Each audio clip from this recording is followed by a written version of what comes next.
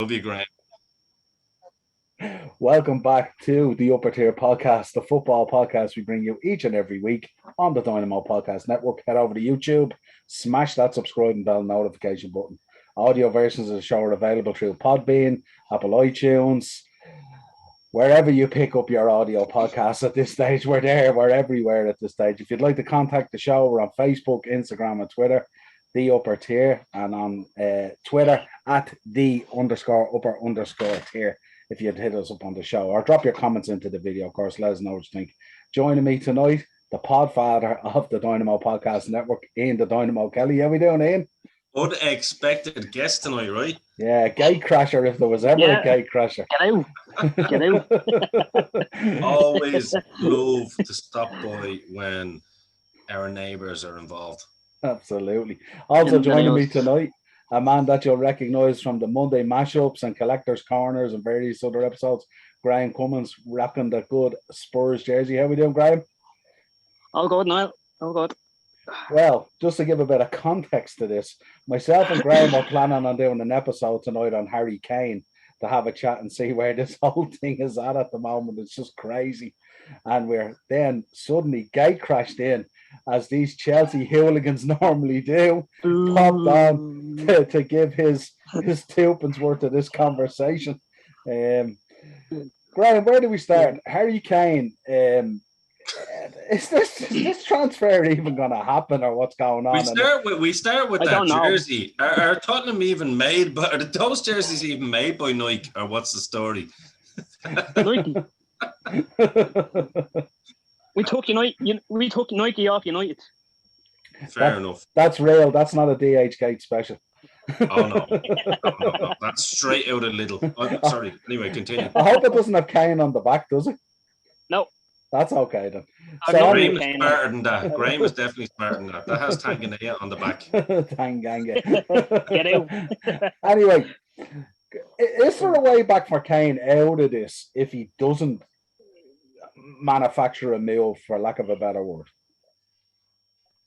For me? Yeah, let's do it.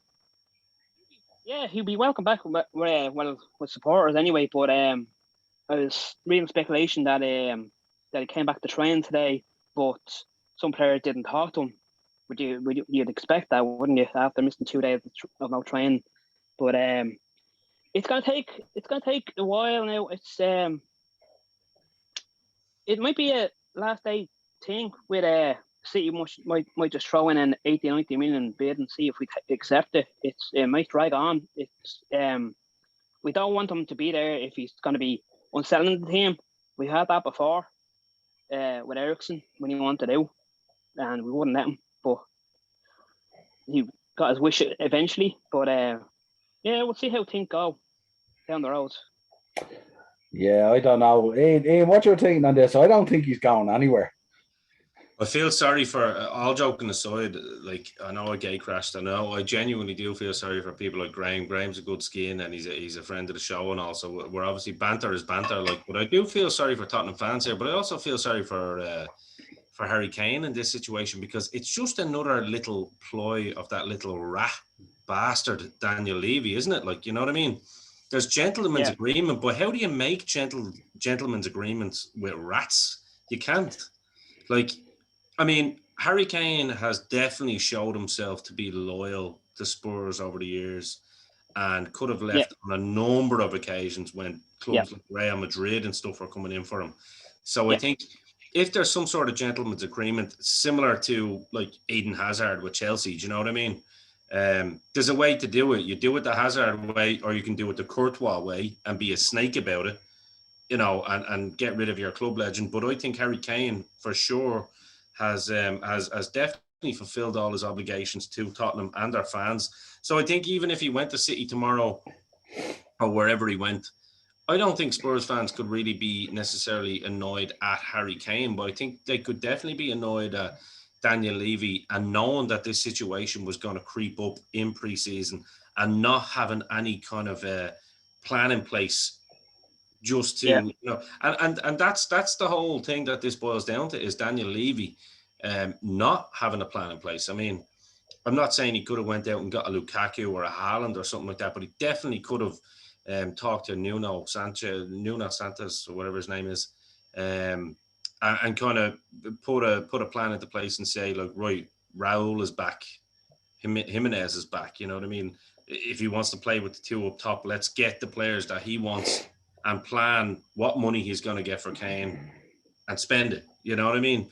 This is just Tottenham all over for me.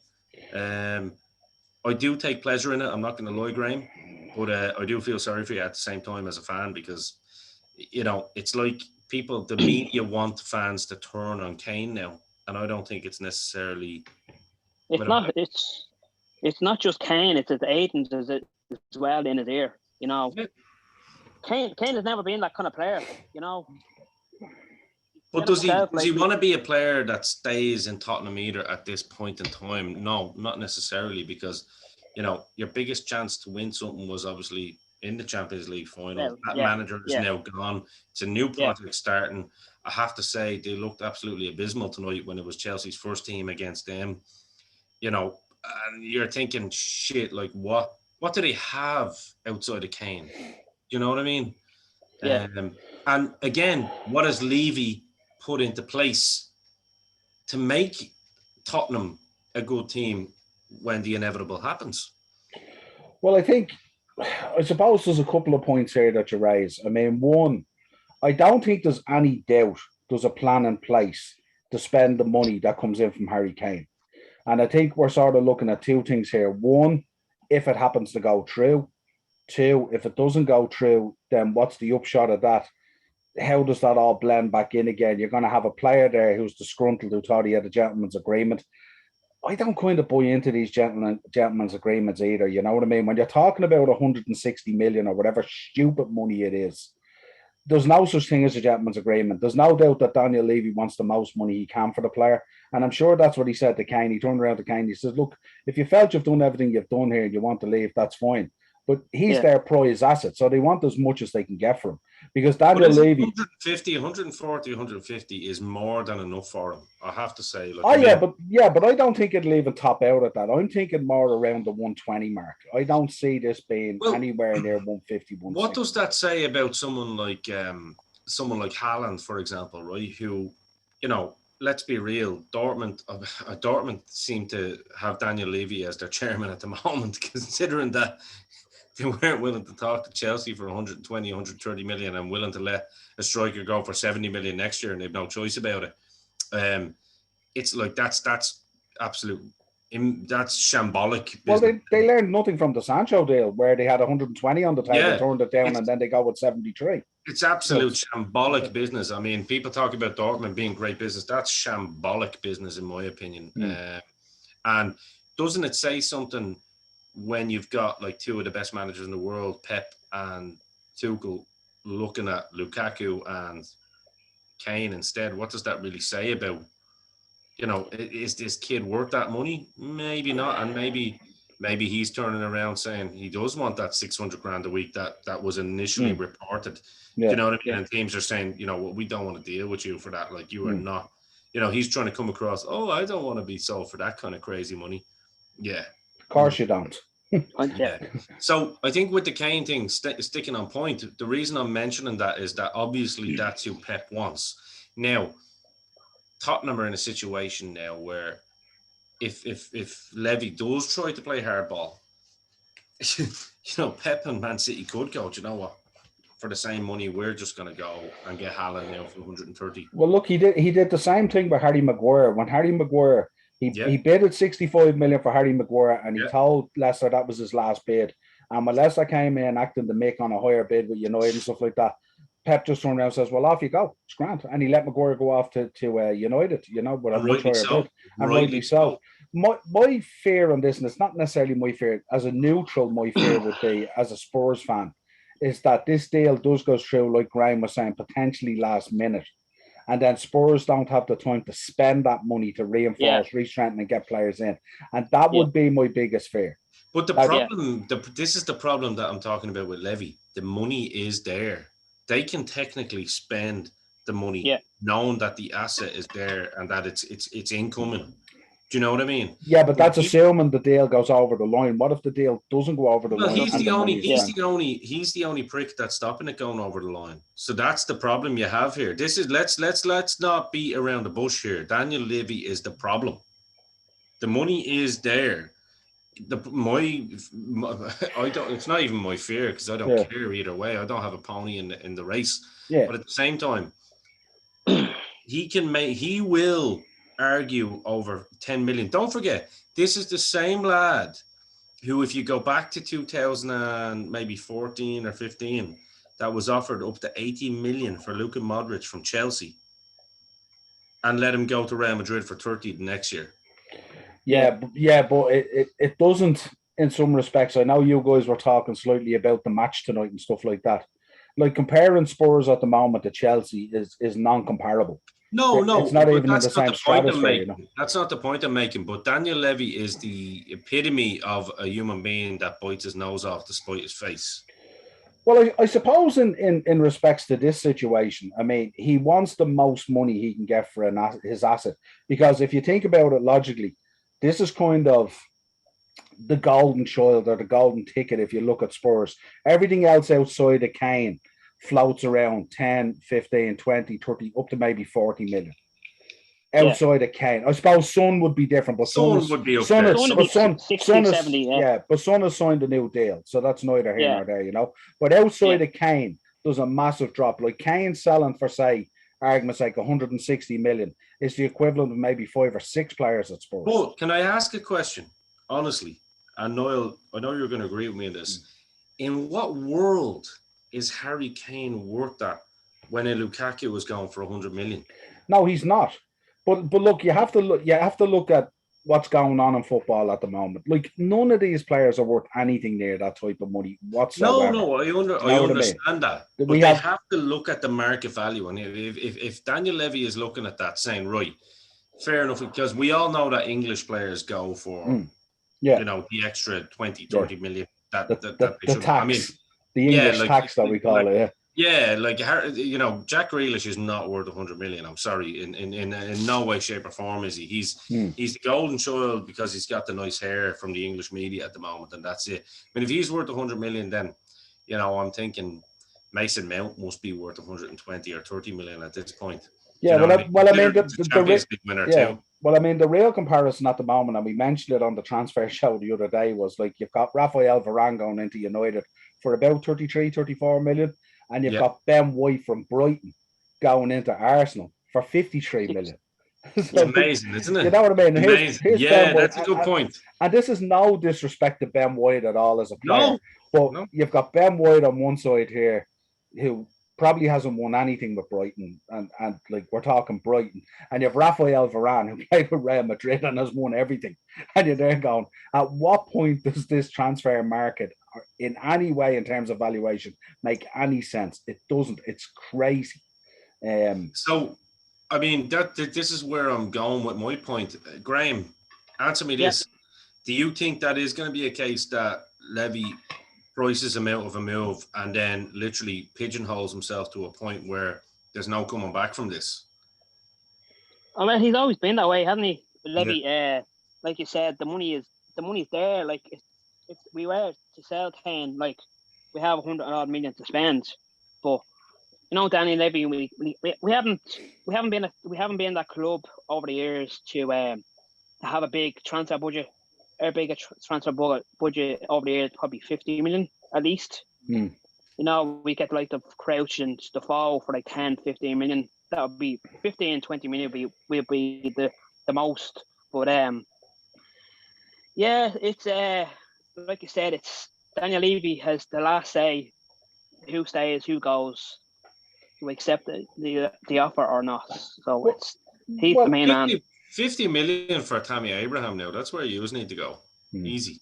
Well, I suppose the way you got to look at it with Daniel Levy as well is if Kane doesn't go, in the eyes of the fans, Levy's going to turn around and say, he's our best player. I didn't want him to go. He has a contract. That's it. Yeah. And he'll be that the fans will lap that up. On the other side of that, you've got to look at it and you've got to say, well, hang on a minute. Kane signed a 6-year deal, which is a massive deal this day and age. He signed a 6-year deal. He's there. He was happy to sign that contract and get more That's his money own and fault. improved terms, so he should honor his contract. And we That's had a his own fault. conversation. Yeah, and we Yeah. had a conversation here. And let's be honest, his agent is his brother. So this is a family thing. Let's get real here. You know what I mean? Yeah, true. And the other side of it as well is, I mean, we had this discussion, I think, on the Shankly sessions 2 weeks ago, where Hendo was rumbling about his contract and stuff like that. And we turned around and says, well, hang on, you signed a 4 or 5 year contract and you've 2 years to go on it. What's the issue here? What are all these rumblings? What's the big deal? Why? And now pushing for another contract for more money that extends him out to 35 or 36 years of age. Club's just not going to do that. You know You know what? what I You know mean? what's crazy about football as well, and I've said this, and Noel, you know, I always bring up this point. It's the difference with American sports and English sports. They're so far ahead of us that it's not even funny. I mean, if you have, like at the moment, everyone knows I'm a big hockey fan, right? Yeah. If you have a player that's signed to, say, like a 2-year deal, and you make a trade for that player, you give up your first round pick for that player, you are taking on that contract, and it comes out of your salary cap. Okay. So if he's on 4 million, let's say, he can't negotiate a contract during that, or they can't downgrade his contract during that. He's on 4 million till that expires, and then he's a free agent. He can go into the free agency and negotiate with club Y, club Z, club X, whatever the fuck he wants to do. And if it's a case that his age is catching up with him, he can go, right, well, I'll take less money for a longer term or more money for a shorter term, blah, blah, blah. That is the problem with football. That's a great point you make, Noel. And I think that's something that we could look at. Would you agree with that? You know what I mean? You can't have a 2-year contract. And I agree with that. You can't have a 2-year contract or any length of contract and go, nah, unless you give me a new one, I want to move. Well, you see, a player can ask for that, and a player can do anything he wants to. There's no obligation from the club. But a club can turn around and go, "No, you're not going anywhere, and you're going to see out your contract." And then the question comes up, then, well, you know, if Harry Kane say has 3 or 4 years to go on his contract, are Spurs happy to keep him there in terms of morale and locker room and all the other crap that goes with it? And he becomes a bad apple potentially. I know he's a professional, but potentially could happen. Yeah. Or do they cash in and go, right, well, we can get 150 million for this guy. He's already expressed that he doesn't want to be here. He wants to move on to potentially greater things and win trophies and do all that kind of stuff. And there's nothing wrong with a player showing ambition. But I think with the market at the moment, and it's crazy to think about it, that the market this year could be so inflated on the back of a COVID pandemic. It's crazy where clubs have lost a lot of money. I can't believe the money being banded around for bang average stuff at the moment. Forget about the higher end. Well, you know what's funny about it? You look at a club like my club, Chelsea, right? Potentially getting Lukaku in for 100 million, whatever it may be. That's the first signing. That's money that we've earned from winning a Champions League straight off the bat. Chelsea aren't going around spending mad money. It's United are spending money now that, like, they basically, you know, always seem to get, even though they're in debt, but they're the highest grossing club in the world at all. Whatever nonsense you want to listen from their fans. Every United fan's an expert on finances when it comes to Man United. It's amazing, isn't it? Fucking clowns. You know, oh Jesus! I'm like, when did you get your fucking banking license, son? Yeah. But you know what I mean? They're going all out for these players, and fair enough. United are a big club, blah blah blah. They earn a lot of money, you know. So fair enough. They're signing players. You've Chelsea signing Lukaku. That's it, and possibly your man Koundé, and then whatever that midfield lad that they want to buy. Chelsea could go out and buy Declan Rice tomorrow for the 80 million that West Ham want, no problem. But you're looking at a club that has won that trophy that brings in a huge windfall, and they're spending that. But like you said, Noel, you look at Liverpool, they're not going out spending mad money that they don't have at the moment. City, look, I don't know how City and Paris Saint-Germain get away with it. I mean, Paris Saint-Germain, case in point, they've spent mental money already. I mean, their wage bill, I don't know how they get away with it. It just seems that Man City and PSG get a pass. There's no financial fair play anymore. That's gone. So you can spend whatever you want now. You know, it's a free for all now. Hence these market. Yeah. Then you look at the Spanish. There's a new rule that they're coming in with Spain that there's a bailout for the top clubs, which I mean has to be riddled with.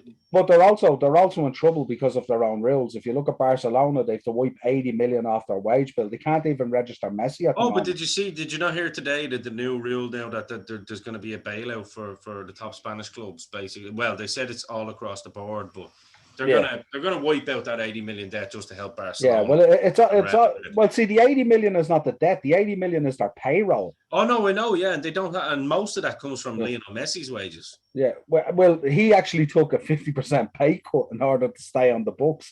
So, but they can't. As it stands at the moment, they're talking about that they can't even register him. That he might not even play till January because of this situation, and that's why. So when they say that there's a bailout if you're Barcelona or Real Madrid. Everyone else can go fuck themselves. Basically, that's the way they do it. You know what I mean? It's a bailout for the two top clubs, exactly. Yeah. But sticking on point there with what we were saying about Kane, the reason I was mentioning that. It is, you can look at it two ways. You can feel sorry for the player that you're saying Kane is too good of a player to, to not be winning trophies and blah, blah, blah. Okay. As a football fan, I can be with you. But at the same time, I'm kind of like, right, what can Kane do in a different type of side? You know what I mean? You look at him in England, it took him a little bit of time to get going in the Euros.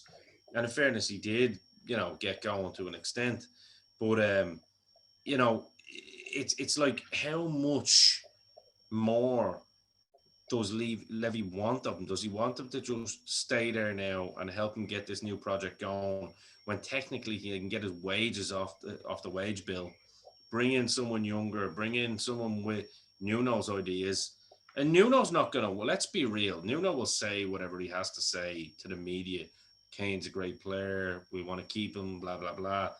But we all know what it's like behind the scenes. If they know that he doesn't want to be there, why the fuck would you put your new manager in that position? Who's really running the team? That's the question. Well, you see, the problem in that situation is that there's kind of no winners, really, when you think about it. But the problem that you have at the moment is they have a valuation on Kane and they're testing City's resolve. And what happens is, if it goes through, happy days, they have a shed load of money to invest in the team. And if it doesn't go through, we priced him like this because we didn't want him to go. He's our prize asset. And we believe that we can build something here with Nuno around him and potentially deliver silverware. And that will be the line that's bantered out there without a shadow of a doubt. And to be fair, Levy's actually right. If he turns around and says, well, look, we were willing to negotiate with Man City, but they didn't meet their valuation. Exactly. And I mean, that's why I'm saying in this, there's kind of no good guy, bad guy. And when we talk about gentleman's agreement, the gentleman's agreement, I'm sure that Levy had with Kane was, look, we've no problem if you want to move on, but this is what we expect to get for you. You know what I mean? Because if you think about it, to replace a Harry Kane, and we've spoke about it before, Ian, to replace what he brings in terms of goals, assists, and all that kind of stuff, you're probably going to have to find 2, maybe 3 players, not 1. Yeah. Well, you know what I mean? Because Spurs are not going to go out. As you said, they're not going to buy a Haaland. They're not going to buy a Lukaku. They're not going to buy a player like that. They're going to go out. They're going to take that 160 million. They're probably going to park 40 or 50 in the bank. And what they're going to do is they're going to spend about 100 million or 110, and they're going to buy maybe, 3 players?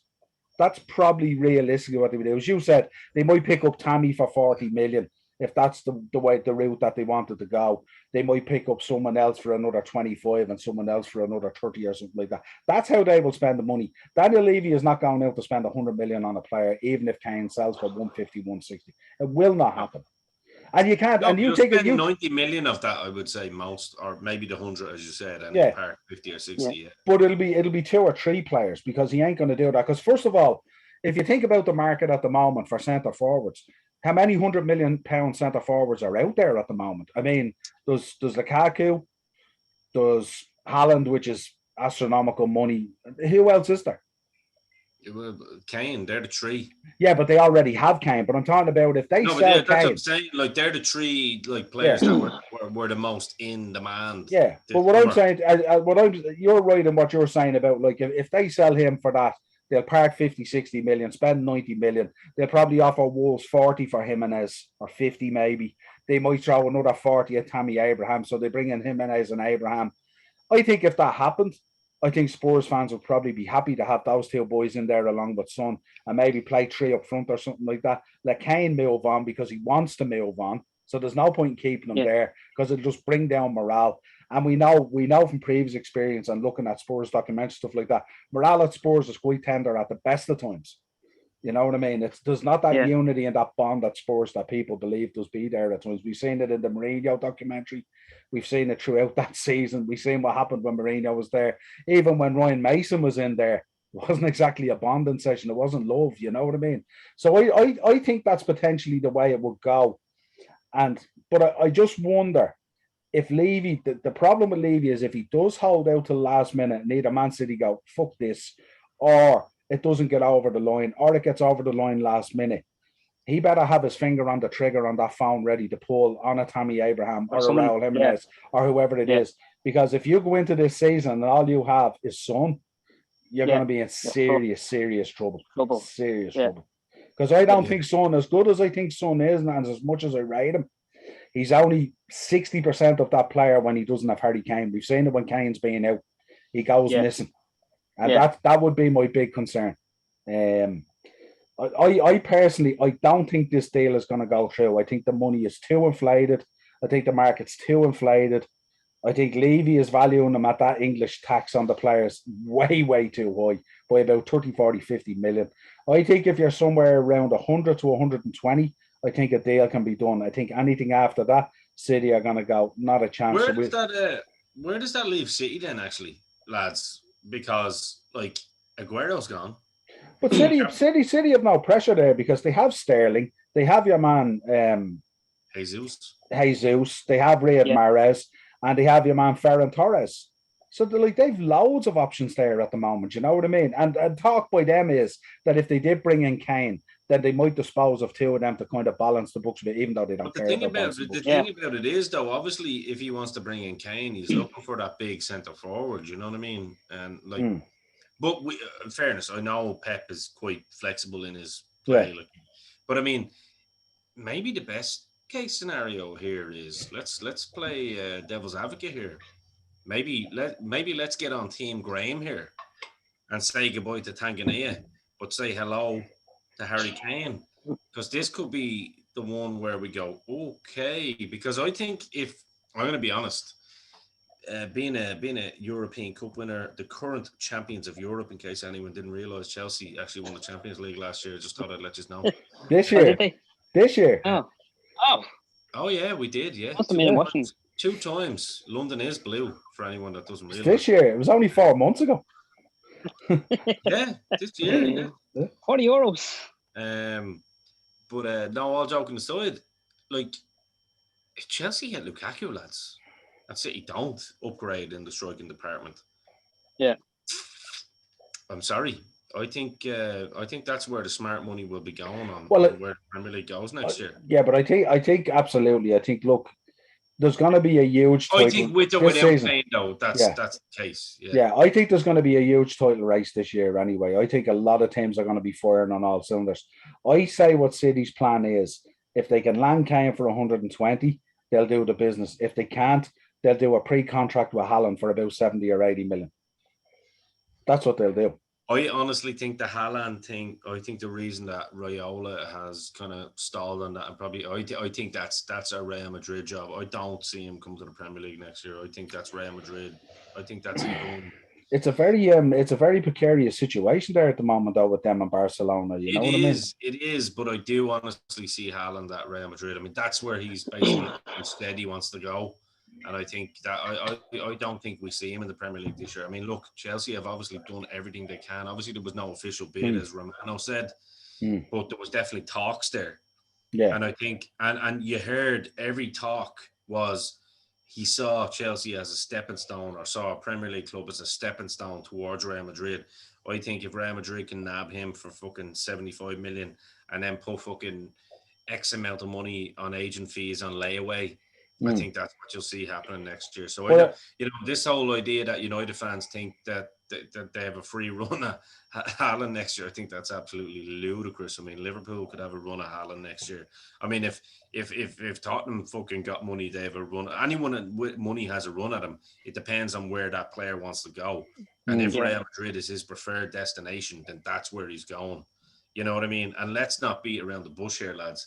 No matter who our team is, Real Madrid are the biggest club in the world, and that is where a lot of these players want to go. So I suppose given a year of seeing how the Ancelotti project pans out, will be a big deal as well. You know what I mean? Because I'd imagine it's going to be tough this season for Ancelotti as well. He's lost players, you know what I mean? So he has. But I tell you, Benzema's coming off a fucking hell of a World Cup as well. So I think they're always they always have someone there, and they always have players in there that can be at the back. Be at the back, I'd be worried about losing the likes of a Ramos and a Varane. I would agree with that. I don't know, and especially like it looks like because they were in for Koundé as well, and it looks like Chelsea are getting Koundé as well. So it's a strange one, but that's what I mean. If they're willing to take a year to be in the dumps just to get that big payoff next year. You know, we've seen it before with Real Madrid, so I think if you look at the dominance as well of English teams in Europe over the last few years, you know, it's become more attractive. You know what I mean? Like Chelsea with Tuchel. I mean, you can see the way at the moment the way these English clubs they're poaching the best managers, the best coaches. You know what I mean? Like you've Tuchel at Chelsea now, Klopp at Liverpool, you know, Pep at City.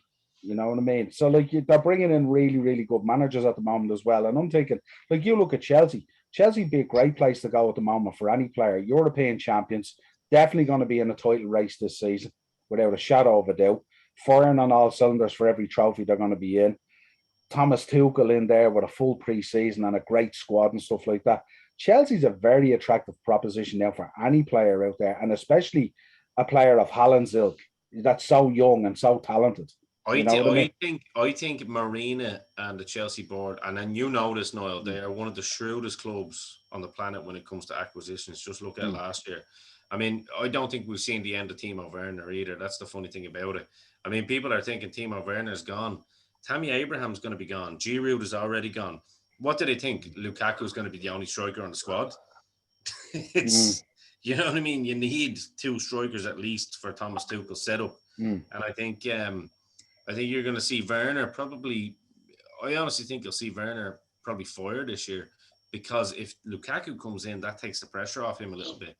And don't forget, Timo's best time was when he played as a striker off a striker, big man too. So there's a lot of things to look forward to if you're looking at it from a Chelsea standpoint. But I don't want to talk too much about Chelsea. But looking at Graham's situation here with Harry Kane, look, I don't know how this works because I think Kane, the fact that he didn't turn up for 2 training sessions, that was a statement. Yeah. And I know he came back today and all that stuff, and you were saying some players weren't talking to him. If some players aren't going to talk to him as well, he's going to be like, well, fuck off then. Do you know what I mean? I've carried this club on my back for the last, 5-6 years. You can ask my bollocks, like, you know what I mean? I suppose it's a case those players see Kane, they would look up to Kane as being a model pro. And I mean, he has been a model pro, you know what I mean? So this is quite out of character. But I mean, like not showing up for training, like the season is kicking off in like 10 days or whatever it is. 8 days. Do you not think that shows what a little scumbag Levy is as well then? Because I mean, if he is a model professional, he's a man of his word, then he's obviously pissed off. You have to look at it from both sides. That he's obviously pissed off that there was something in agreement there with Levy. And say he said, if a minimum bid comes in, now this is the problem with players. Their agents should really be saying, I'm signing a contract, but if X amount of money comes in, you have to accept it, and it's in the contract. You know what I mean? That's the thing. There was no release clause inserted in that 6-year contract. Exactly. You know what I mean? You're dealing with a little rat like Levy, whatever you want to call him. He's always going. Well, that's not a mess up on his. If anything, that's a Graham is loving my terminology for Levy here. But if anything, if anything, no release clause is shrewd business by Levy. Oh no, it is. It's bad business by Kane's agent. But at the same time, this is what I'm saying. You can see both sides of it here. Levy is just such a little snake in the grass that, like, he wants to just get more and more. I don't know why Tottenham still actually have him. It's where he owned the club, to be honest with you. Like, he's good for business. But now they have the stadium. There's implements in there. I would be literally looking at getting rid of him as director of football, because he's failed actually in his job to make the team better. In fact, the team has regressed this year. I would be looking at him now and going, right, you've one more year to fix this. Like, forget about making us money. But then again, playing devil's advocate, what do the owners want from him either? Do the owners want to be a successful club? Do they want to be the third best club in London, which is what they're going to be this year? But it looks of the way if they're lucky. I mean, West Ham are on the up. Arsenal look like they're trying to strengthen. Like, what do the owners want here? Like, you know what I mean? Pochettino, we saw that madness where it looked like Pochettino was possibly coming back from PSG. Yeah. And then just went, no, actually. And you're kind of thinking, no, why would I go back to a lad who just gives false promises every year? So I think realistically with Tottenham, Levy is the problem. But are we looking at, like, what do the owners want for the club? That's the thing. Well, it's clearly not success. No. It's clearly not trophies. I think what they want is some sort of a profitable business that turns over money every year and stuff like that. And in that respect, Levy's doing a great job, considering, I mean, they've built a world-class stadium. I would agree with that. And the problem with that stadium is that stadium should demand success when it's full of Spurs fans with a much better team playing much better football. But look, you're looking at a situation, and no disrespect to Nuno either. He was fifth choice. You know what I mean?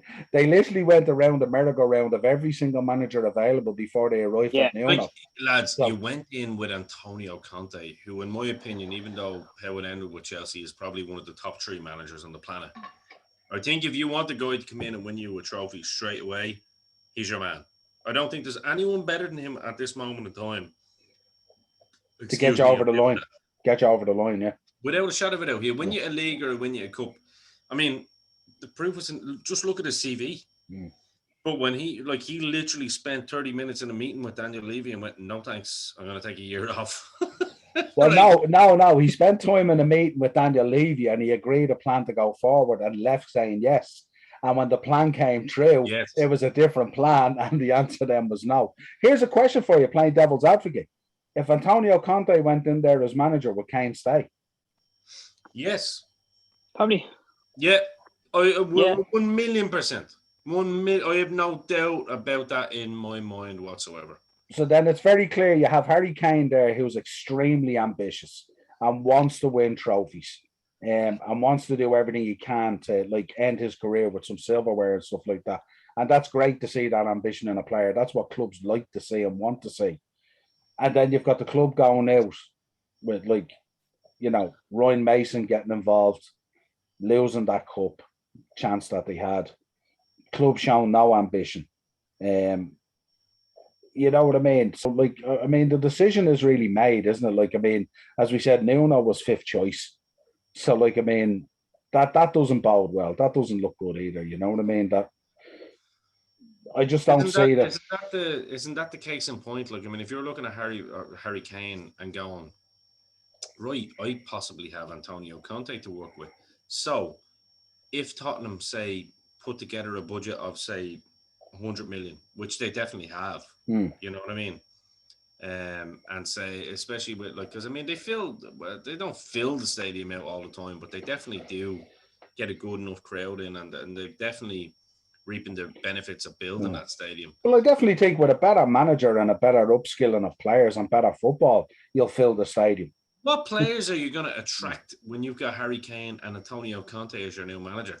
I have to say, lads, I was a little bit fucking aggrieved when I heard Antonio Conte was possibly on the way to Spurs, and that's the truth, because I was like, shit, he's our guy, you know what I mean? But at the same time, I was like, right, this is a guy that's going to attract players in. He might only last a year or two at Spurs because he's quite volatile himself, but bring him in on a 2-3 year contract, get the players in that he wants, guaranteed you've got another pony in the race.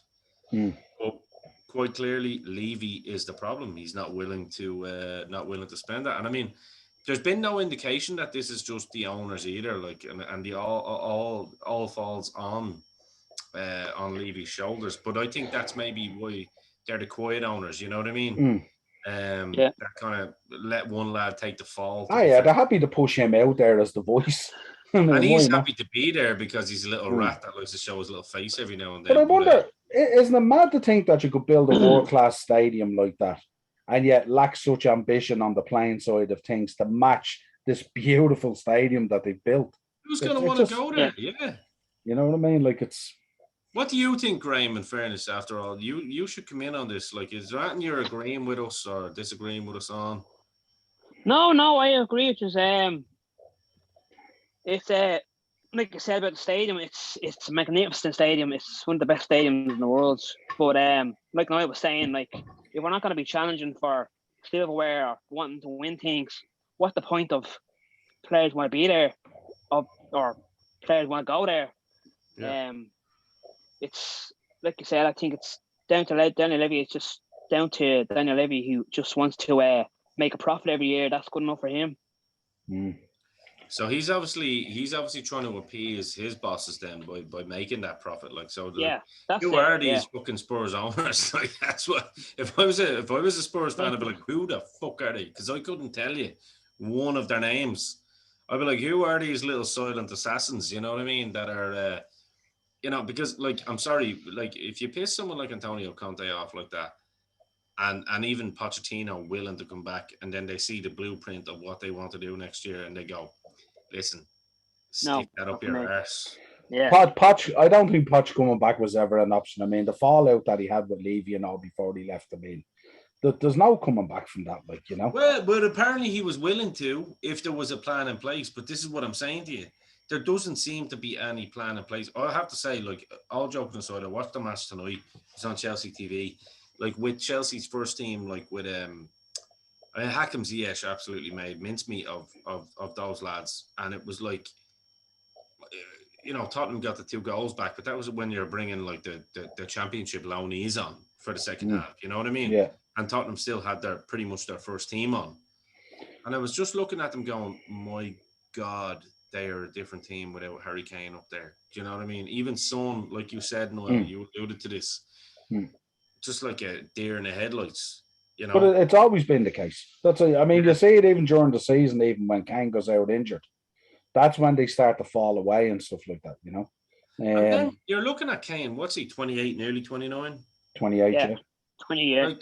Like, what are Man City buying there? Like, you're buying a player that does suffer with ankles. He's not, he's guaranteed to be injured at least once at some point in the season. Yeah. Sometimes, in a lot of cases, takes him about a month or two to actually kick on in the season. Yeah. He's extremely marketable in a World Cup year. Yeah, in a World Cup year, this is a World Cup year, so he's extremely marketable. He's a penalty boy as well, like, do you know what I mean? So it's like, okay, but what are you willing to drop on him? Like, if I was Man City, there's no way, if I'm looking at Chelsea getting Lukaku, there's no way I'm dropping more than 110 million on him. No way. Yeah, it's definitely going to have to be higher than Grealish because he'll want to be the record amount, if you like. You know what I mean? Grealish now by 10 or 20. Do you know what I mean? Yeah, max. I mean, that's what I'm saying. 100. I'm saying probably somewhere between 110 and 120. You probably have a deal that you can move forward with. Once you start talking 150, 160, just forget about it. It's nonsense stuff. Yeah, there's no way he's in that bracket like that far ahead of someone like Lukaku. Yeah, I've been saying it. I've been saying it since this raised its head around that Carabao Cup final time around May or whenever it was. No, I turned around and I said I don't see him going anywhere at that valuation, and I just don't see it. And that's even taking into account clubs like City and Chelsea who can absolutely throw money around if they want and really flex their weight. Chelsea could have spent 160 on Haaland, no problem. Write the check, not a problem. But obviously, you have to bring a little sensibility to it as well, because if you just keep on writing these checks, all of a sudden, bang, average players are 100 million, 120 million if you've dropped 160. And it has to stop somewhere. You know what I mean? Somewhere someone has to turn around and go, this is wrong. You know what I mean? It's just not right.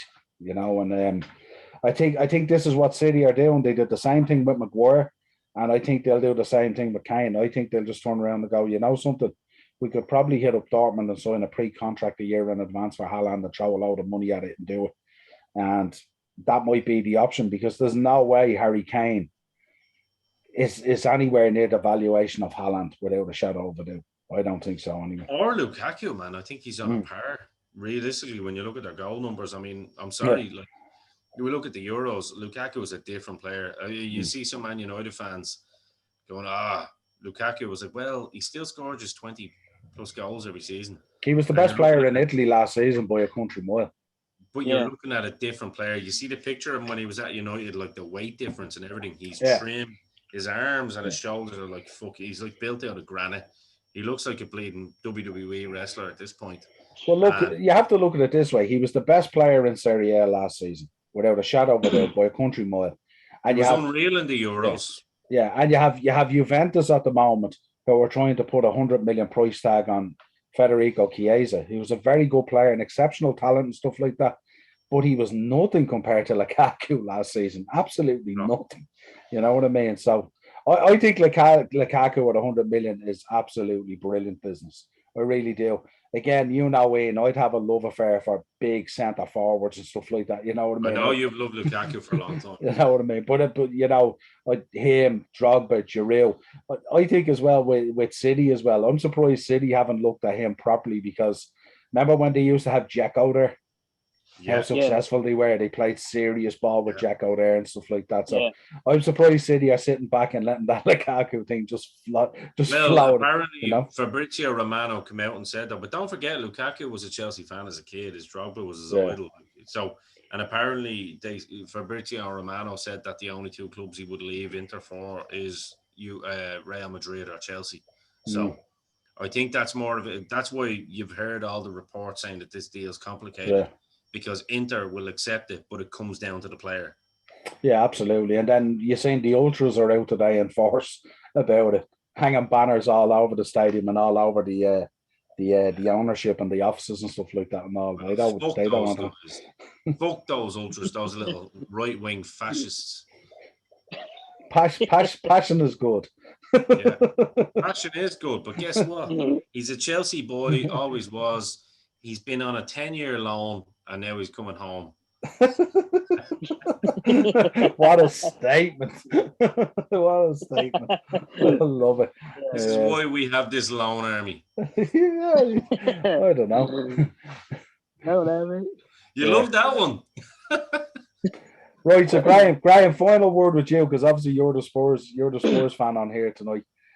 Before we were so rudely interrupted. Does he stay or does he go? I bring ratings, lads. I think he stays. You think he stays? He stays for at least another year anyway. He might go next summer. Good Lord. That's a solid foundation for Nuno to build his team around, isn't it? Jeez, I hope that stadium was built on a good foundation. Listen, Graeme, pleasure having you on. Ian, great jumping on as well. Nice. Pleasure as always talking about football, and especially this. We will wait with bated breath over the next 4 weeks to see what comes out of this. I think there's potentially going to be a lot more training sessions missed. Who knows what's going to happen, but precarious situation for Spurs starting into the season. As always, Dynamo Podcast Network on YouTube for the videos.